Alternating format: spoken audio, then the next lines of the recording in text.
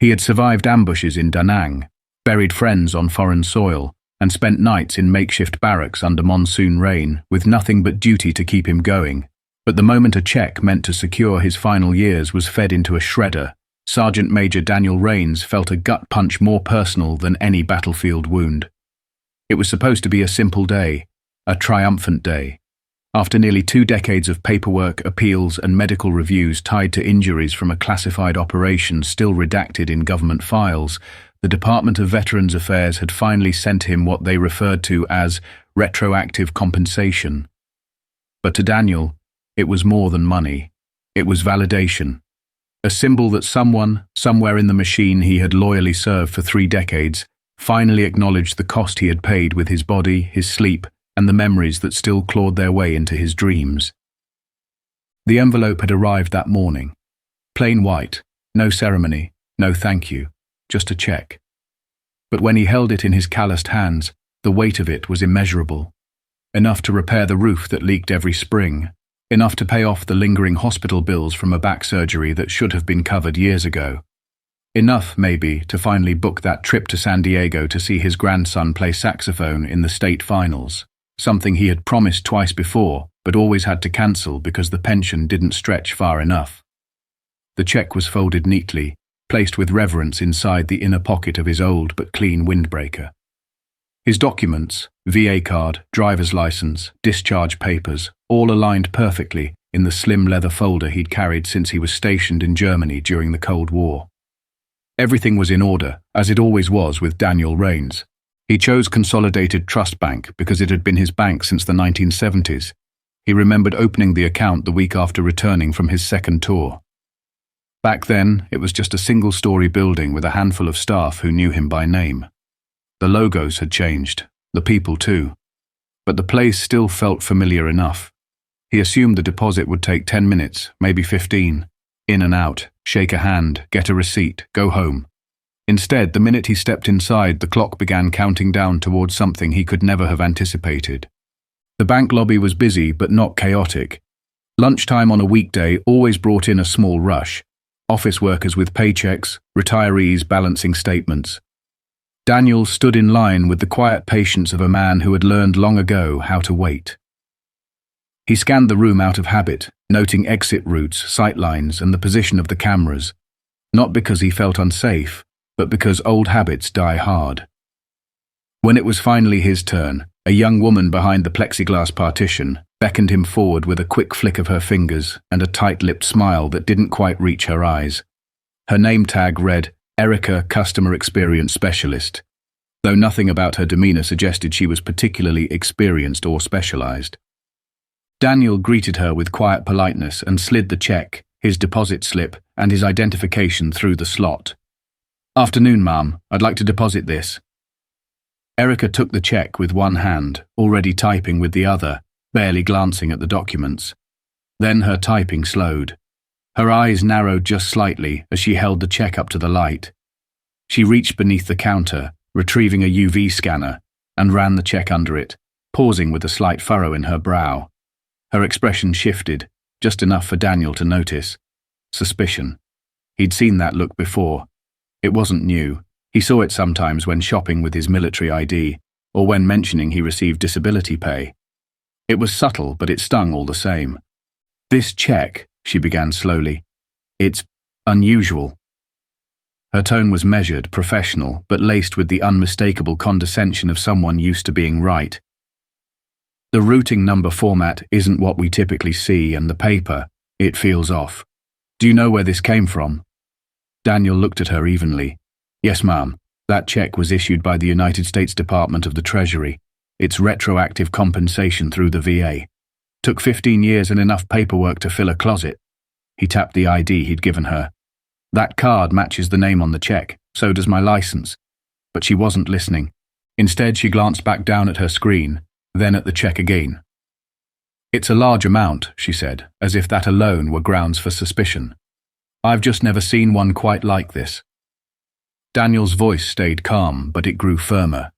"That's because it's not every day the government decides to finally do right by someone who broke his back in a uniform." Erica gave a tight smile, the kind people wear when they've already made up their mind. She wasn't looking at the man in front of her anymore. She was looking at policy, protocol, and the fear of making a mistake she might be blamed for later. To her, he wasn't a veteran. He was a risk. She held the check delicately, almost disdainfully now, like it might stain her fingers.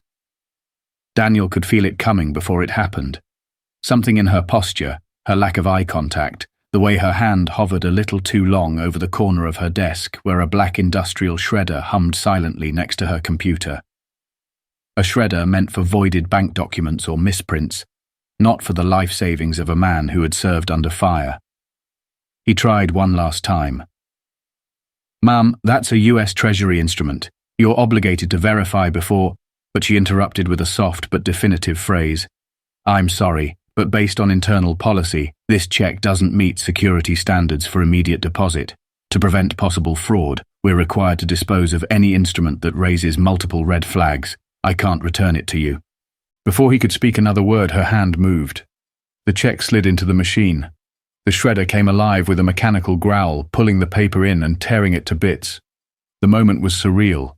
No raised voices, no alarms, just a quiet, brutal finality. His voice, when it came, was barely more than a whisper. "You just shredded a federal check." But Erica didn't flinch. "You can contact the issuer," she said with maddening calm. "If it's real, they'll send another." And just like that, the battle he'd thought was finally over had begun again. But this time, Daniel wasn't going to fight it with forms, appeals, or waiting lines. This time, he had something more powerful than bureaucracy. He had a direct line to the top, and 5 minutes was all it would take to turn the day upside down.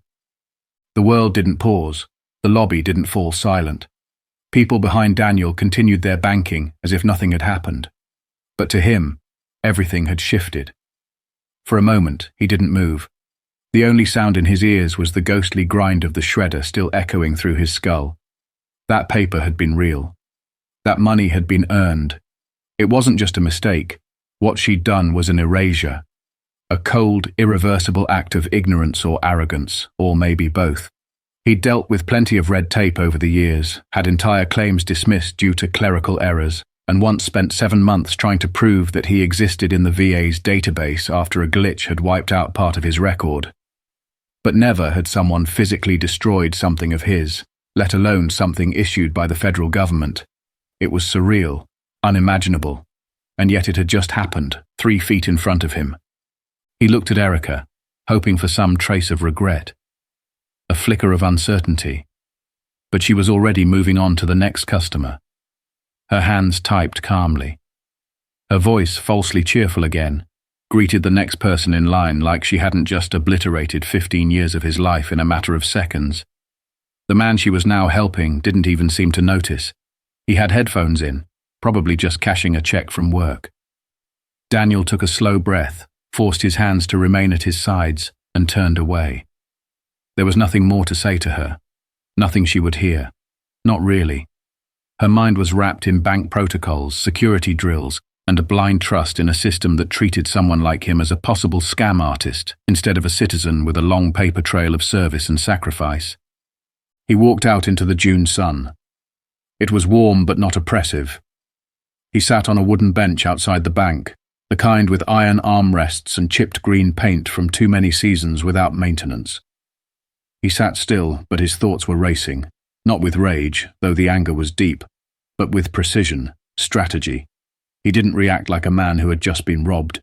He responded like a soldier betrayed by his own command. Calm, focused, intent. Because this wasn't just about a check anymore. This was about what that act represented. The casual dismissal of decades of service, the destruction of something official and sacred, the complete failure of someone in uniform, or a name tag in this case, to understand the weight of what they were handling. He reached into the inside pocket of his windbreaker, not for the check, which was gone, but for something else. A small, battered phone, not a smartphone, not connected to apps or accounts, just numbers, contacts. And one of those contacts was marked simply Harrison. Years ago, while still consulting with logistics teams post-retirement, Daniel had served under a man named John Harrison. At the time, Harrison was a junior officer, green behind the ears but smart, respectful, and eager to learn. Daniel had taken him under his wing, as he had so many others, and helped mold him into the leader he eventually became. Before their final assignment ended, Harrison had handed Daniel a slip of paper. On it was a direct number, a government exchange that bypassed all the red tape. "If you ever find yourself up against the system and the system doesn't care," Harrison had said, "call this, and only this. I'll pick up." Daniel never thought he'd use it. He'd stared at the number a few times during the darker chapters of his battle with the VA, but he always found another way forward. Today there was no alternative. He opened the phone, scrolled down the list and hovered over the name. One press. It rang once. "Office of the Undersecretary for Domestic Finance," said a calm, professional voice on the other end. "How may I assist you?" Daniel didn't hesitate. "This is Sergeant Major Daniel Rains, retired. I need to speak with John Harrison immediately. It's urgent. Involves destruction of a federal disbursement. Authorization code Echo 7 Bravo Tango 4. There was a pause. Not confusion, just rapid recalibration.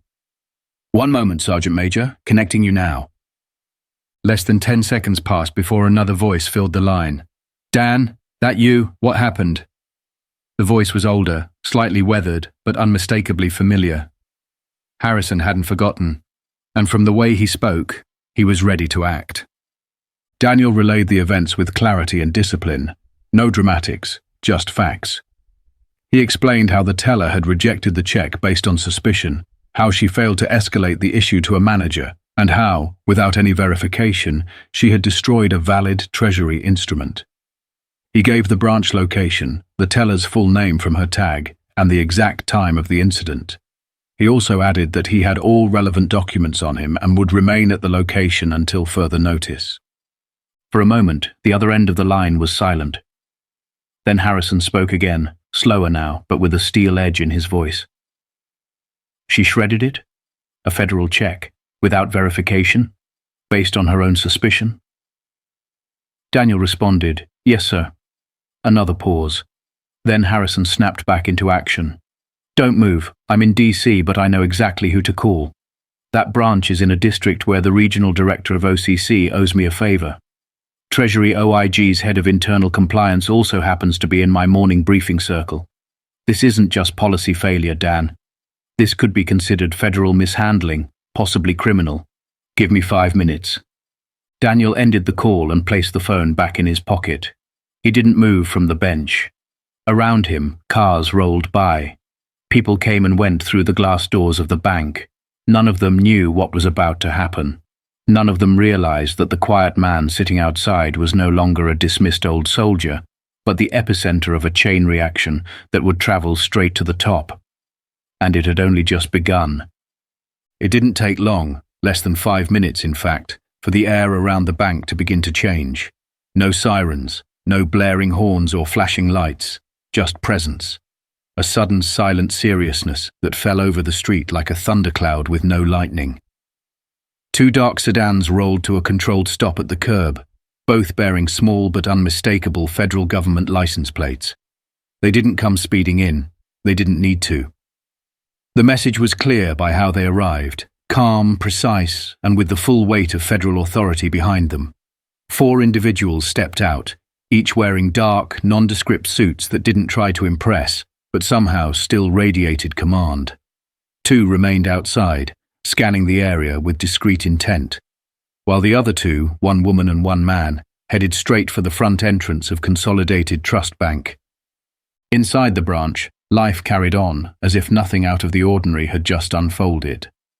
Erica, the teller, was recounting the incident to her branch manager, Mr. Dalton, who was already leaning towards siding with her, if only to protect the institution from liability. He was insistent, she explained, her voice steady but defensive. It was just something about the check felt off. The signature, the ink, I don't know. It didn't scan correctly. I had to follow protocol.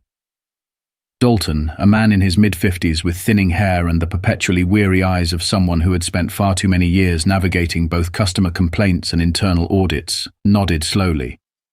"You were following our policy," he said, rehearsing the line he would likely need to give corporate. "And policy exists for a reason.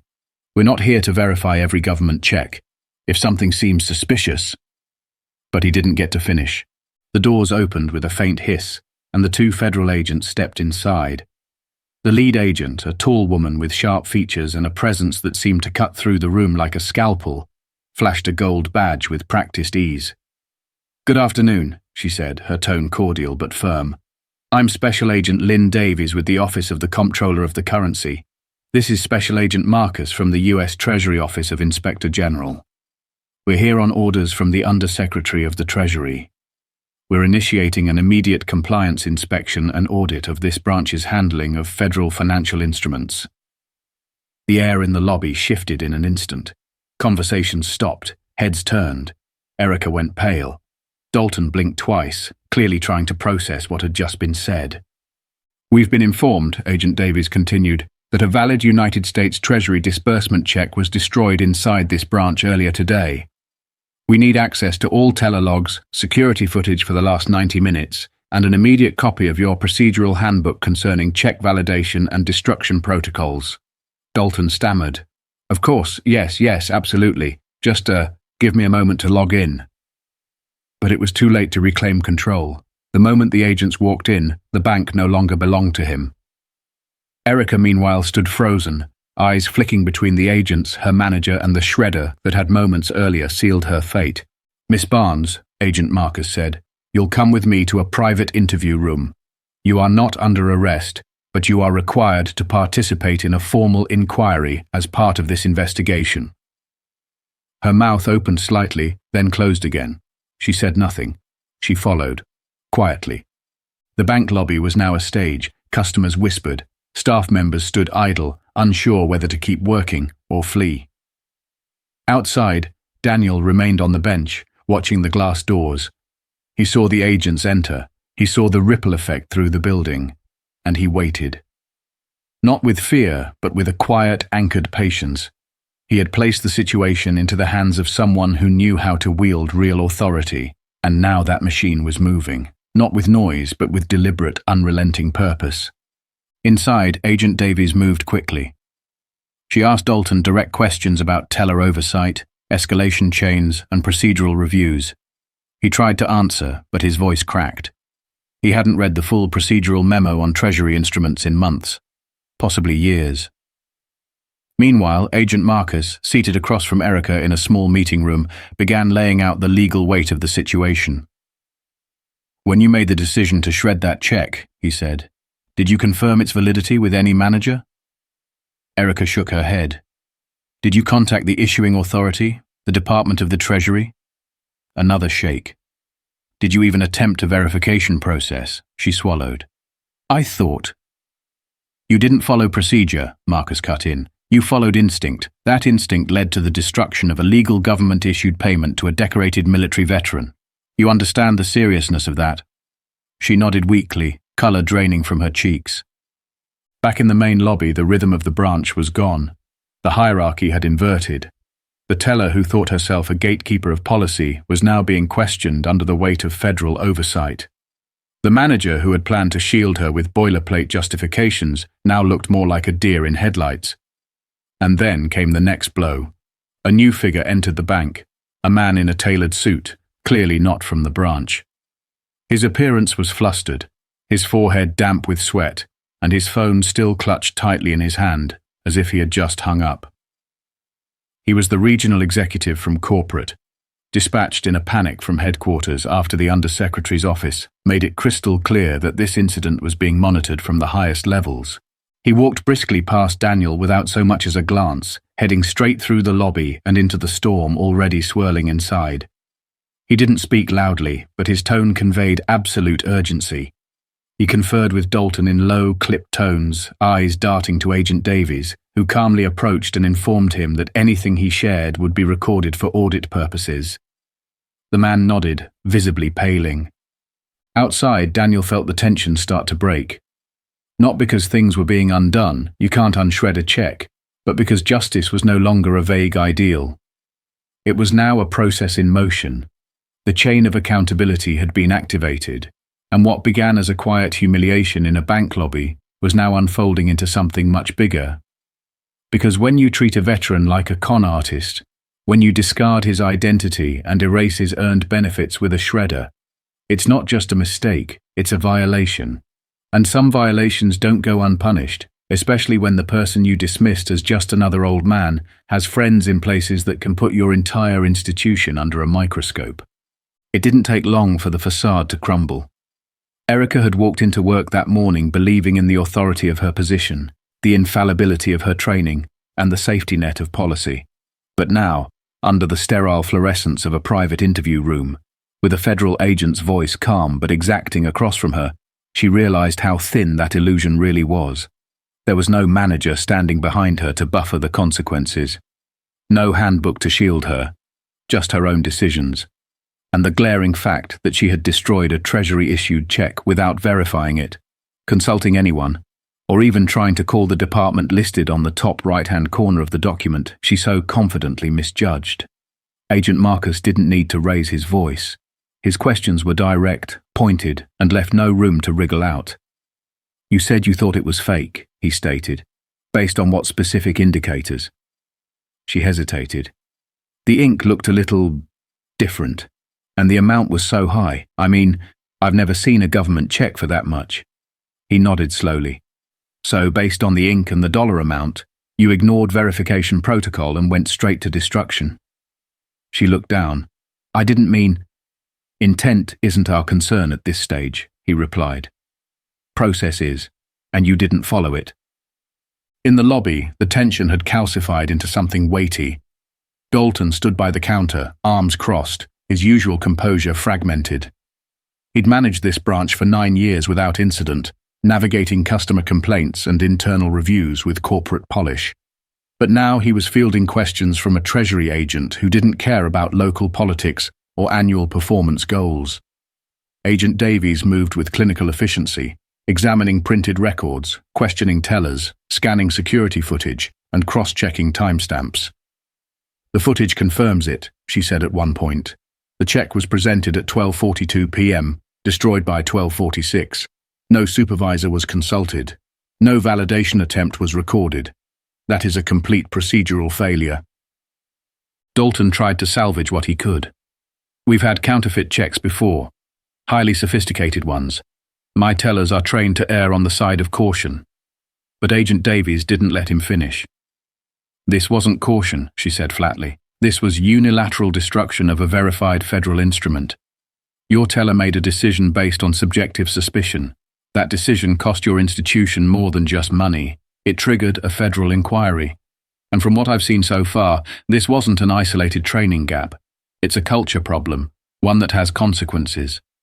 Meanwhile, the regional executive, fresh from a panicked call with higher-ups, was now pacing near the manager's desk, muttering into his phone with tense urgency. He hadn't yet spoken to Daniel. He didn't dare. Not until he had something definitive to offer. Something that didn't reek of desperation or damage control. He knew the optics. A decorated veteran walks into a bank, presents a legal government-issued check, and within minutes it's shredded by a teller barely old enough to remember the start of the Iraq War. That's not just a scandal, that's a headline. And the fact that the Secretary of the Treasury himself had become involved. That turned it into a potential national embarrassment.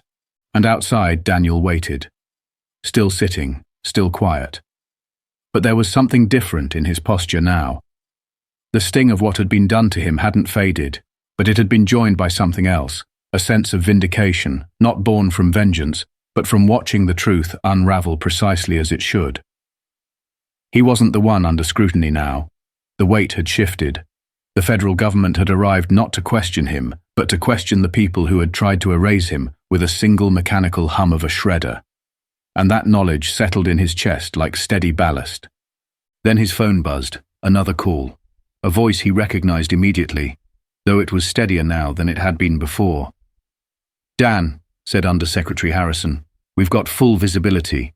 The OCC, OIG, and Treasury compliance teams are all engaged. Your replacement check is being electronically deposited, full amount, verified, tracked. It'll clear by end of day, no holds. You'll receive written confirmation shortly, and I'm told Consolidated Trust will be waiving all potential fees tied to the incident." He paused, then continued. "The teller is being suspended immediately. pending a full investigation. The manager's oversight is under review, and as of this moment your name and your case have been escalated to the department's Internal Veteran Affairs Liaison Office. They're drafting an apology, formal, signed by leadership. Daniel took a breath, slow and deep. Not relief, because this wasn't about getting a check replaced. That was the bare minimum. It was about the principle, the treatment, the idea that after decades of service, you could still be reduced to suspicion because someone behind a counter didn't know better. "That's more than I expected," Daniel said quietly. "Thank you." But Harrison wasn't finished. "It's not more than you deserve. You gave this country 30 years of your life. The least we can do is make sure your last 10 aren't spent fighting the system for scraps. If anything else goes wrong, you call me. You have that number for a reason." Daniel ended the call, slipped the phone back into his pocket, and sat still. Around him, the street was just as ordinary as before. Pedestrians passed by without knowing that inside the building behind him, a reckoning was taking place. The same people who had dismissed him with a shrug were now offering reports, explanations, and apologies to federal agents in suits who had no interest in excuses. For Daniel, the moment wasn't about revenge or spectacle. It was about restoration, dignity. The validation that for once the system didn't look away. It looked directly at the problem and answered. Daniel remained seated on the bench, watching the rhythm of the bank continue in slow, uncertain motion. But now it was stripped of all its usual confidence. The environment inside that building had shifted entirely. The once sterile efficiency of corporate routine had been replaced with tightly whispered conversations, rushed printouts, and the quiet but unmistakable sounds of accountability setting in. He could see it clearly from where he sat. People who once believed they were immune to consequences suddenly becoming hyper-aware of every word they said, every action they took. The kind of transformation that only happens when someone higher, far higher, starts watching. Through the glass doors he saw Erica being led out of the side office by Agent Marcus. Her posture had changed. Gone was the upright stance of someone convinced she was following orders. Now her shoulders slumped forward slightly, and her eyes were trained on the floor. She wasn't in handcuffs, but she might as well have been. The look on her face was one Daniel had seen before, in young recruits who had just realized they were not as prepared for the weight of responsibility as they'd thought. As she passed the teller windows, her co-workers avoided eye contact. Not out of cruelty, but out of fear that associating with her might draw attention. Consequences were a powerful silencer. Daniel didn't look away. He held her gaze for just a moment as she exited the building. She glanced up just once, and in that instant, something flickered across her face. Maybe shame. Maybe a bitter realization that she had misjudged the one man in the room who had the calmest voice but the strongest backing. She looked away almost instantly and was ushered to a waiting room to sit in silence. Not arrested, not escorted out by police, but suspended, marked, her career, her record, now both under heavy review. And it all started because she'd looked at a decorated veteran and seen a scam instead of service. Dalton didn't look much better.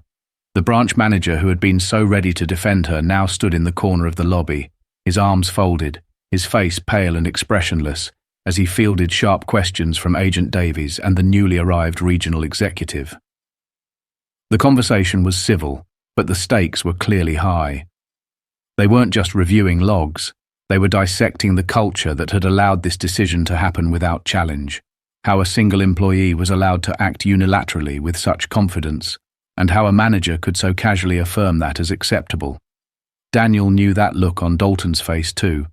It was the look of someone who had underestimated what happens when the little decisions, the ones made at counters in whispers on gut instinct, suddenly matter on a national level. The regional executive, now sweating through his dress shirt, was nodding rapidly, making promises about retraining, procedural overhauls, and formal letters of apology. It was clear from his expression that he wasn't offering these changes out of generosity. He was offering them because the Treasury had made it clear this was no longer a local issue. It was a federal one.